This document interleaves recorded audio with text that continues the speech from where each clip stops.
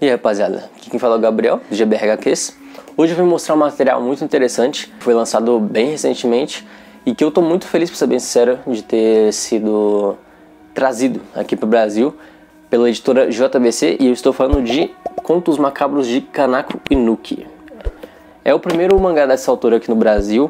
É perfeito para conhecer a autora, porque são vários contos diferentes, né? Contos curtos. Você conhece muito bem a autora aqui, sabe? Você conhece as facetas dela, histórias diferentes, bem diferentes uma das outras, dias de passagem. É realmente sensacional, e esse aqui eu quero mostrar bem pra vocês, principalmente pelo traço único que essa autora tem, que é muito bom. Uma coisa a se deixar claro é terror, né? Ela é conhecida como a rainha do horror, a Kanako Inuki. Aqui no Brasil a gente está mais acostumado com mangás de terror Junji Ito, né? Porque tem saído muito Junji Ito aqui no Brasil, o que mais tem saído. Não tô reclamando, eu acho ótimo isso, tanto é que eu tenho todos os Junji Itos aqui praticamente que lançaram no Brasil, eu acho sensacional.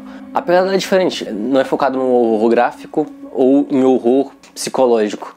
O horror aqui está mais focado em críticas sociais. São muitas críticas sociais que acabam virando horror. E mostrando ali e contando um pouco mais sobre as histórias, vai ficar mais fácil de entender. Vou mostrar para vocês ali um pouco mais de perto na mesa e me aprofundar um pouco mais nas histórias. Vamos nessa. Estamos aqui para dar uma olhadinha mais de perto no mangá Contos Macabros de Kanako Inuki, publicação da JBC, em capa cartonada, com esse verniz localizado que eu achei muito legal nas mãozinhas da personagem e nos olhos dela. E aqui atrás temos a mesma imagem, porém, né, sem o rosto da personagem e sem o verniz localizado em suas mãos. Muito bonito essas rosas, né? Ele todo, né, inclusive nas orelhas são rosas, não tem sobrecapa. É muito lindo, até na parte de dentro são as rosas. Esse mangá se trata de, como o próprio nome diz, né, contos macabros. Então é uma coletânea de contos da autora. Uma das coisas interessantes aqui é que no início, né, tem essa enciclopédia dos personagens. E nessa enciclopédia a gente pode ver mais sobre alguns dos personagens que aparecem aí, né, durante esses contos. Tatari Kamino, Kakeru Noroi, Yoshiko Tamura, mas enfim, né, sobre esses personagens. O terror dessa autora, ele não é muito gráfico, sabe? Não é psicológico, é mais um terror sobre críticas sociais. As críticas sociais aqui são muito fortes e acabam se tornando o terror. Então é muito interessante como ela consegue transformar críticas sociais em terror. Essa é a pegada dela. Uma coisa muito interessante também da publicação seria o traço dela. O traço dessa autora, ele é muito diferente. Não é um dos meus preferidos, mas ele é único, sabe? Tipo, dá pra ver que é ela. Você bate o olho e você sabe que é essa autora, porque o traço dela é realmente bem diferente, né? Pela capa já dá pra ver bem o traço dela, né, como ele é diferente. Mas aqui dentro você tem uma ideia melhor sobre o traço dela. Então essa autora, ela tem um traço bem característico. Então você reconhece muito facilmente a autora pelo traço dela. Então aqui dentro teremos 6 contos, além da enciclopédia dos personagens que eu mostrei previamente, e desse making of da Kanako Inuki, que ela fala um pouco mais sobre ela. E tem esses 5 melhores de Kanako Inuki, que são listas de coisas que ela gosta, como filmes, por exemplo, né? E mangás que marcaram a vida dela e coisas do tipo. Eu tenho esse primeiro conto, né? O Presente. Olha essa arte dela. É muito interessante a arte dela. É diferente, cara. É bonita, eu gosto. Quando o tempo vai passando, eu começo a gostar um pouco mais da arte dela. Então, talvez acabe sendo uma das minhas preferidas mais tarde, né? Vai saber. Cara, esse conto aqui, ele é muito interessante, tá? Ele trata os presentes de aniversário como se eles fossem o envelhecimento. Então, tipo, todo presente de aniversário que você ganha, na verdade você está ganhando um ano de vida a mais. E ele trabalha com isso, né? Não vou contar muito mais sobre, mas quanto mais presente de aniversário você ganha, mais velho você fica. Então é bem por aí, né? E trata-se de uma garotinha que ela foi boicotada durante a infância, né? Pelas próprias colegas, e ela não ganhava muitos presentes. E outra, por outro lado, ganhava muitos presentes, que é essa idosa que está aqui do lado. Mas vou comentar só isso, e é muito interessante o jeito que a autora aborda isso, né? Essa temática da idade. Esse conto aqui, Bukita ou Lolita, trata-se desse personagem aqui, que ele procura alguma menina pra ser namorada dele, mas o foco principal da história é essa garotinha. Ela quer ser adulta logo, né? Daí ela acaba conhecendo esse garoto, e esse garoto apresenta pra ela um jeito de ficar adulta. E isso de fato acontece, mas eu não vou dizer como, só que a idade dela passa muito rápido, então ela alcança a terceira idade muito depressa.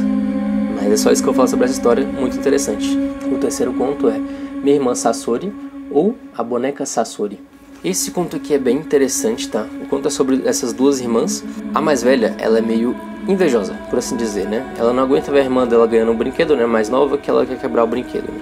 Até que um dia, a mais nova, ela ganha uma bonequinha muito parecida com a irmã mais velha dela, né? Essa bonequinha, na verdade, é uma bonequinha de voodoo. Então, tudo que a irmã mais velha fizer com essa boneca, ela também vai sentir na pele. Então, ela meio que não pode quebrar essa bonequinha. E daí a história vai se desenrolando a partir disso. Uma história muito interessante e eu achei bem engraçada, pra ser bem sincero. A quarta história é Consultório do Bizarro.